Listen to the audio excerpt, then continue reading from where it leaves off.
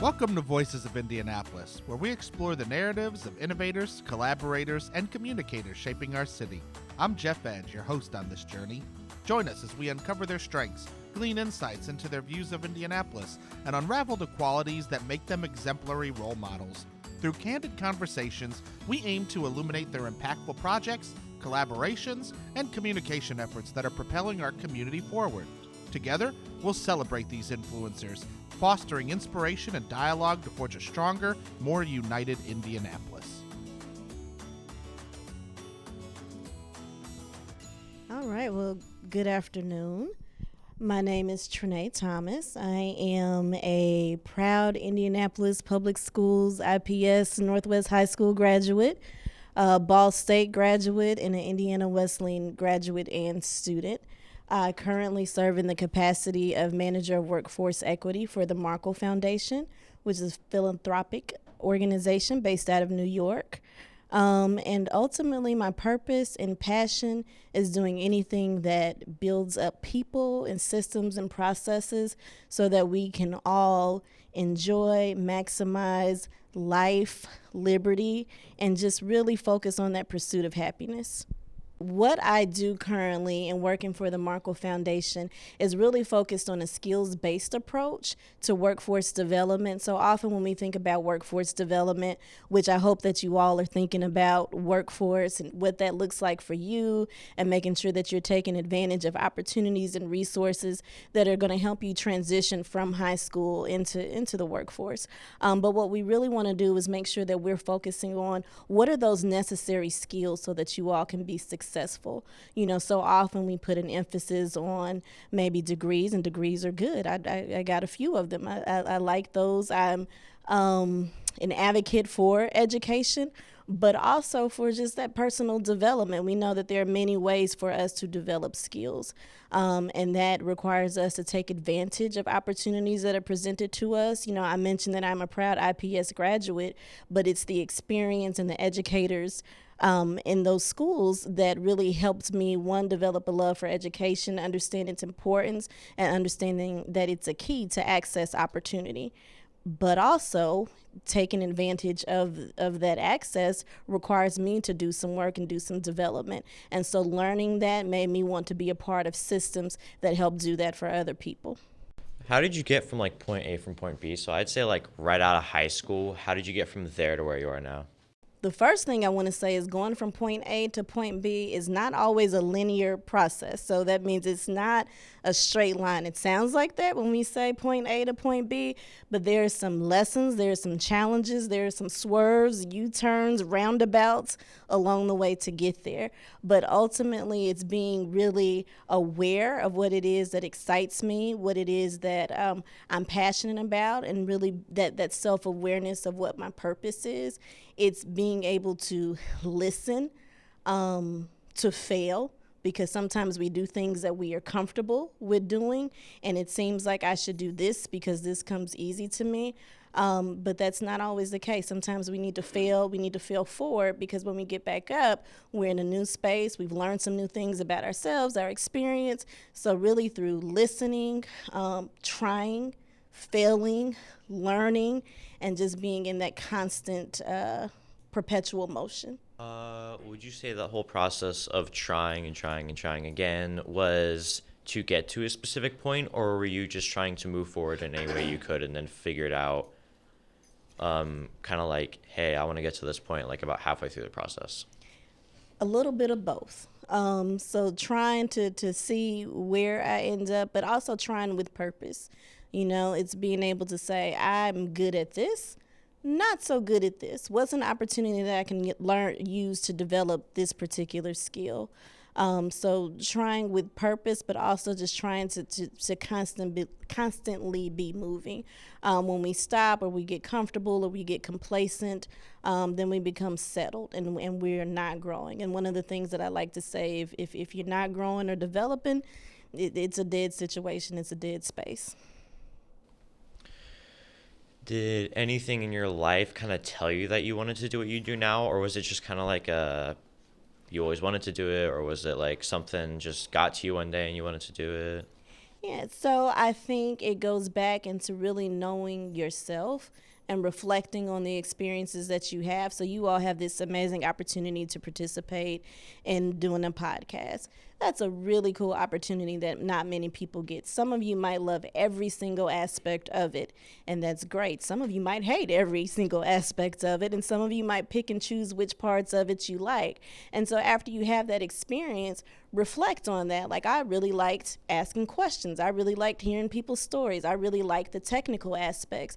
So after you have an experience, taking that opportunity to reflect on it and see what you can take away from that experience. What about it excited you? What do you want to learn a little bit more about, where you could have gone deeper? And also, like, I don't like that. And if I had to do that for a living, I would be very unhappy. So just reflecting on the experiences you have, pulling out those good things and figuring out where to go deeper helps. And so for me, I was in situations where I was really always excited when I got to help someone else, when I got to see someone else's light bulb go off. Like, those are the moments that resonated with me the most, no matter what the experience was. If someone was being helped at the end, if someone's life was being changed or altered, like, that got me really excited and happy. So then I want to pursue, no matter what the role or the title or the company that I'm working for, if it gives me an opportunity to help, to assist somebody else or create better systems or processes, I raise my hand, sign me up, because that's aligned with what speaks to me, my passion, purpose, and my skills. So you would say that your main drive for a lot of this and your main motivator is to help other people and try and make a lot of things like within your area better. 100%. What is your job title again? Manager of Workforce Equity.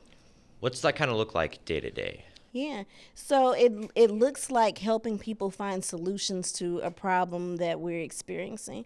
So when we talk about workforce equity, we're talking about creating opportunities that everyone has access for quality jobs. So it's not just about who you know, or, oh, I graduated from this school, so that gives me an in. It's really about making sure the system is fair and everyone has an opportunity to access it. And so in my current role, what I do is work with different organizations, national organizations, so that it gives like a bigger scope of influence to be able to say, okay, well, these are some things that you should do in your hiring practices that would make it more equitable. Maybe the interview process is not as transparent or open as can be, or maybe you're asking questions that are a little bit more biased. A lot of organizations, like they say, we're hiring for fit, but typically that means we want someone who is just like us.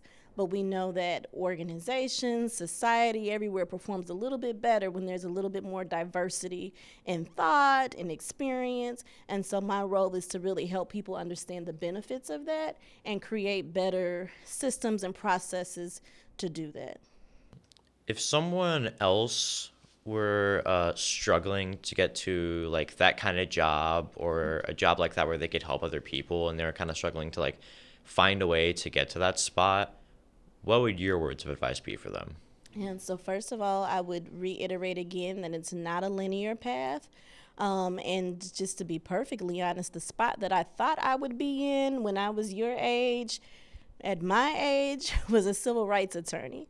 So that was what it was all fixed on. I'm going to go to law school. I'm going to do this.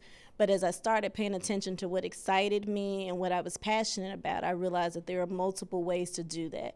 So the first advice I would give is just really identify what it is about this particular goal that you're trying to attain it. Is it for status? Is it for title?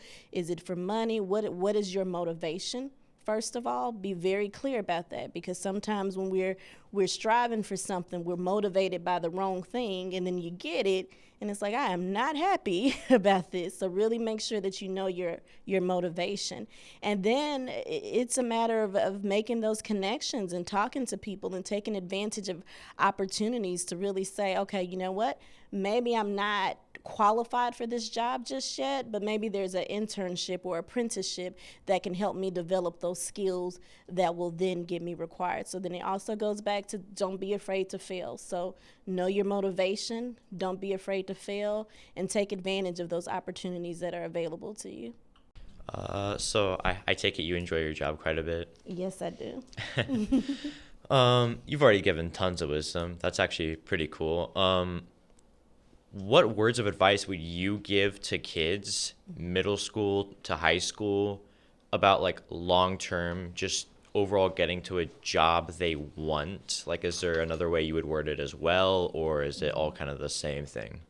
Do what comes natural to your authentic self and understand that there are more than one ways that looks. Sometimes we may say, oh, I want to go to Hollywood and be an actor. And that's great, but maybe you're more of a writer, or maybe you really like set artistry, I don't know the appropriate term, but being clear that there are multiple ways to get to one path and get into one space. And again, just taking advantage of opportunities to explore that, not trying to walk someone else's path. It's great to get advice and hear how other people have done it, but we are all destined for our own path. So what may work for me may not work for you, but and that's okay. Sometimes we say, well, my friends are doing this, so I should do this, or everybody's in choir, maybe I should do choir. And it's no, do what comes most natural and most authentic to you. So kind of do what you enjoy and do it well. That's it. We need to switch roles. That was great. Are there any examples you can give of something you have done before or are even doing now? Examples of things that I have done before. So prior to my current role as manager of workforce equity, I worked at an adult high school. And so when I say sometimes you got to streamline and reflect on an experience and see what works best for you, at the adult high school, I loved working with people. I loved being in an educational setting. But what most resonated with me in that experience was really helping people develop for quality jobs. I believe in the power of economic mobility, and so that just really means that people have the option and the access to find quality jobs. And with quality jobs comes hopefully, better life. And that doesn't necessarily mean in pay. It means in flexibility. It means in autonomy. It means in feeling valued and belongingness and all those other things when we say quality jobs. And so as I worked in that space, I was like, you know what? I'm really about helping people get these quality jobs. And so that helped me move into another space where I was able to focus solely on that aspect of it. Thank you. Do you know what you're working on now or what you're working towards now? So right now I'm working towards completing my Ph.D. in organizational leadership. That has been a great experience and a challenging experience. I'm working on helping organizations be more inclusive and understand what an inclusive organization looks like and how it's making space for everyone to feel like they belong and they matter in their work setting. Do you know of any opportunities or things that you know of that could be useful towards us students of us here? Yeah, I would say, one, listen to your teachers because they are the key to unlocking a lot of those opportunities that exist. I would say seeking out opportunities for internships or apprenticeships. I know Employ Indy does an apprenticeship program that's really good and allows students the opportunity to engage in spaces where they're developing skills and doing that exploration of what they like and what interests them. So take advantage of volunteering, whether it's in your community or through your school, again, to develop those skills. There's more than one way to develop skills. So take advantage of just any opportunity that's going to let you develop.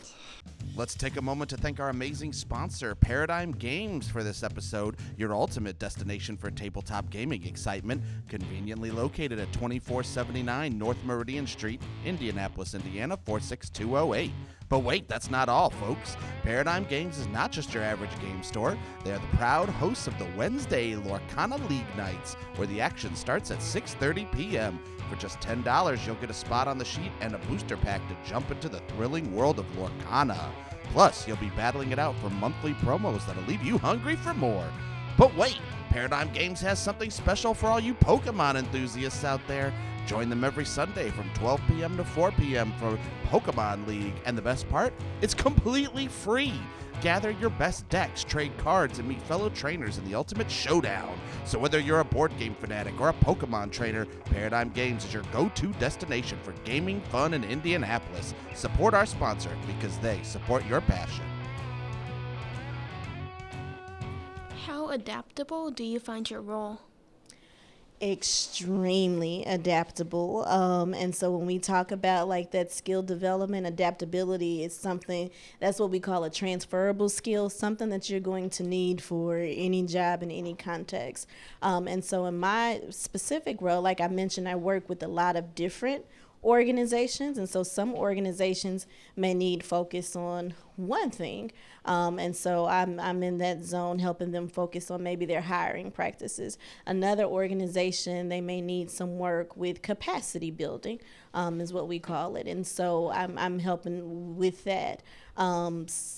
Sometimes it's just a matter of different time zones. I have people that I work with that are in LA, so I might have to wake up a little bit earlier for those meetings. So there's all kind of ways to be adaptable, yeah, but extremely adaptable. What's your favorite skill that you use the most? Ooh, that's a good one, Phoenix. I like that. My favorite skill that I use the most, communication. Communication is a very powerful skill, and so being able to do that, whether it's speaking or writing or listening, is a part of communication. So that would be my favorite. What are soft skills? Which ones are employees looking for, and how can we develop them while still in high school? Yeah. So soft skills are those things that are, again, kind of those transferable skills that are needed in the workforce period, no matter the job. Timeliness is one of the main soft skills that workers or employers are looking for. And so when we say timeliness, that's the ability to show up, not right before your shift starts or right before you clock in, but show up so that you were ready to go. Timeliness also talks about like how you show up, just because you're there, but you're still, waking up and getting the crust out your eyes and still got that morning attitude. That's not necessarily timeliness because you're not showing up in the right space to get to it. How you can develop that, you start that practice now here at school. Do you show up on time? Are you on time for your classes? When there's deadlines with assignments to be done, how are you organizing yourself to make sure that you're able to meet those deadlines? So timeliness is a main one. Communication, how you're able to communicate, again, whether that's written or spoken. Do you communicate with an attitude, realizing that your body language is communication, all of those things. And so you develop that in your interactions with people here in the school setting. How do you communicate with your teachers versus your peers? How do you communicate with purpose when you're working on a project with someone and things have to be done? Mindful communication. And just the willingness to learn, like that in itself is a skill. Sometimes we go into spaces and we're like, you can't tell me nothing, I know all of this, and then you'll find yourself exited right out of that space because we all have something to learn, and so your willingness to do that is a skill, and hopefully you're developing that here at the school. How do you balance pursuing your passions and interests with the need to secure stable employment? That's a very good question. I think one, it goes back to knowing what motivates you. And so having to be honest with yourself, am I more motivated to pursue my passion, or am I more motivated for a big check? And that sounds like sometimes it can be both and sometimes it cannot be both. But I think understanding, the reality of certain jobs, and what's most important to you. And so for me, I think I look for those opportunities to pursue passion because that overall happiness and well-being is more important and a motivating force for me. And so you look for jobs that allow you to meet both of those needs, really. Have you been in a situation where you had to sacrifice one for the other? Ooh, That's a good question. Have I been in a situation when I've had to sacrifice one another? I think I can honestly say no. And that's because I know what I'm passionate about, and I've done the work to reflect and be clear about what it is that motivates me. And so I don't take positions that are not aligned with that. Have there been opportunities where I could have, and I had to look at the bigger picture, like, well, this check looks really nice, but then I had to balance that, but would I be happy earning this check? And so for me, the decision is always about what's going to contribute to my overall happiness and well-being. So no, I have not been in a situation. That's a very good question, though. Thank you. What are your thoughts on importance of setting long-term goals versus being open to unexpected opportunities in one's career journey? Excellent question. I think you got to do a little bit of both. It's good to have that North Star and know where you're trying to go, and ultimately achieve. But I think it goes back to, like I said before, understanding that there's not a straight line.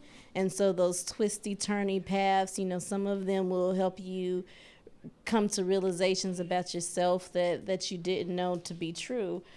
So again, going back to the example, my North Star when I was your age, civil rights attorney. I wanted to help people, power to the people. It's all about the people.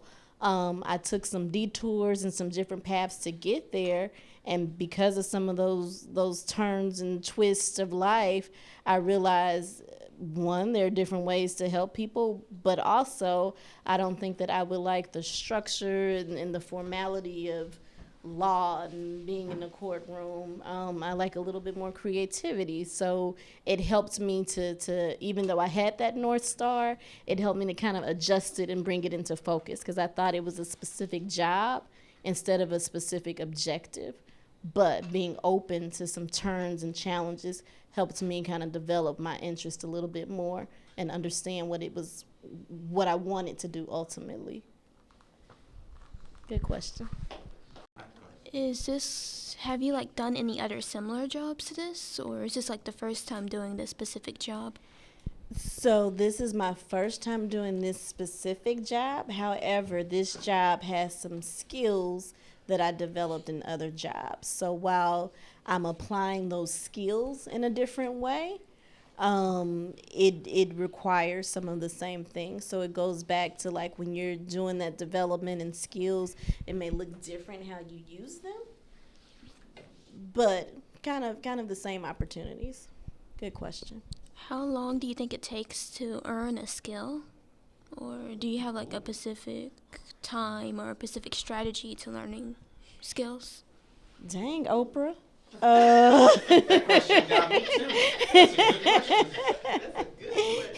That's a very good question. So what we typically say is you want to reach skill mastery. And I think that comes differently for different people. We know that you learn skills through repetition. So understanding that the first time you do something doesn't mean that you're going to be great at it, that it takes a little bit of effort. But I think everyone's process towards developing a skill may be a little bit different because then you get into different learning styles. Some people learn best by reading about something and then they're like, aha, I can pick that up. Some people have to do it a couple of times before they're able to okay, now I got it. Some people need to observe it happening or being done before they can say, oh, I can pick up on it. So I think there's no set time, but you have to be in alignment with how you best learn to develop that skill, and then you'll know when you have that mastery of that, okay, yes, this is second nature for me. I'm good at this. What are the most promising career fields or industries for the next generation and why? Oh, excellent question. So have y'all heard of AI? Yeah. So when we talk about AI, we understand that in the next 5 years, about 50% of jobs that are held by Black and Latinos specifically are going to be subject to automation. And so that doesn't necessarily mean that those jobs are going away. However, it creates different jobs because someone has to program the AI, right? Someone has to tell the AI what to do. Someone has to manage it. Someone has to do all the tech, the software, service, all that stuff. So long story short, I would say in tech, yeah. Okay. And that's why, because AI, computers are taking over. They are not. They are. Do you know what type of people you have worked with before? I have worked and enjoy working with all types of people. And it's because of that enjoyment that my primary focus is helping organizations be more inclusive. Everyone brings a different value to the situation from their experience, their lived experience, their worldviews. So yes, I've any type you can name, I've worked with them. Which work do you think you see more, value in working with children, like students or adults? Ooh. Well, since I'm in a room full of brilliant students, no, I think really working with students. You all are open, receptive, and students. I can go on and on about that, but I appreciate the ability to help kind of set you all on a course, and that's self-discovery. Thank you. Yeah.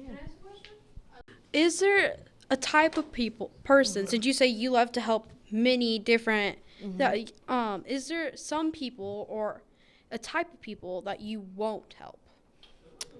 Oh, that's a good question. I would have to say the answer is no. I will help anyone who is seeking and willing to be helped. There are some times where there are people that may be more frustrating to help, and those are the ones who don't want to take part or have a responsibility in their own success. That becomes frustrating when I wanted for them more than they wanted for themselves. But there's no type of person that I will not try to help. If that's the case, was there a certain time or spot that you will draw the line and stop helping because they just won't try?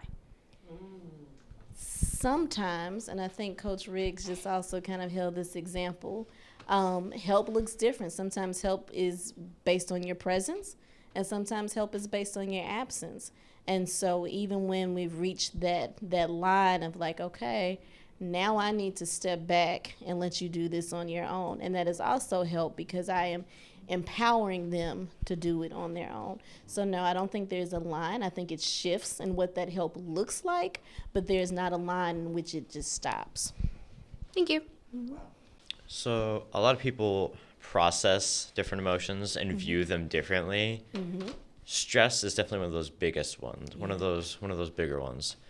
How would you say, what is your view on processing stress, and how do you think it's done healthily, especially out of high school and that stuff, as you get into the real world, and how do you manage that?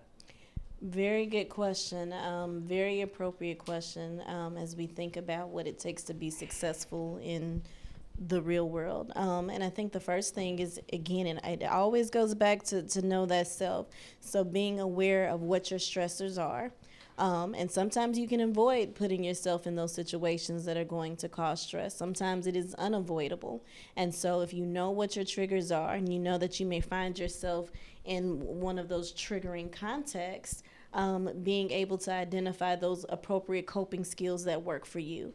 You know, there may be some times where there's meetings that I go into, and there may be an individual that's triggering just based on their response or their attitude. And so I can't avoid meeting with that person because I can't say, oh, you trigger me, I don't want to meet with you. That's not realistic. We have a job to do. We have objectives. So maybe before going into that meeting, the coping skills that I have to use is maybe I'm blasting some Beyonce to get information beforehand. Maybe I'm taking some deep breaths. I like essential oils, so maybe I'm doing that to get myself in a good space before engaging with that person. So it's knowing what your triggers are and what coping skills work best for you, and for everyone that may be different. It might be music, it might be taking a walk, before or after something happens. If you know your trigger, you can get yourself in the best headspace beforehand. If you have been triggered unexpectedly, what can you do in that moment? And sometimes it's just being able to have the power and the courage to say, you know what, I may need a moment. I'll be back. I need to process some things. So being able to own where you are, but also own how you get over that spot. So you cope stress by bracing for impact when you can tell it's incoming and taking a step back when it's come unexpectedly? That would be good, yeah. Wow. Yeah. Thank you, Anderson Cooper. You got some brilliant journalists in here. Thank you very much. Thank you. Oh, we got another question? Another? One more question? Yeah. Okay. Would you rather be famous for like the work that you do or like the impact that you've made? Wowza. Gail King. Like y'all keeping it coming. Would I rather be famous for the work that I do or the impact that I made? I would say the impact. Because it's not about me, and if I've done my work well, the impact and that legacy will live on through others. And so I would much rather for others to have been developed or have had breakthroughs or have access or just a different pursuit of happiness. So the impact and not necessarily the work. Brilliant question.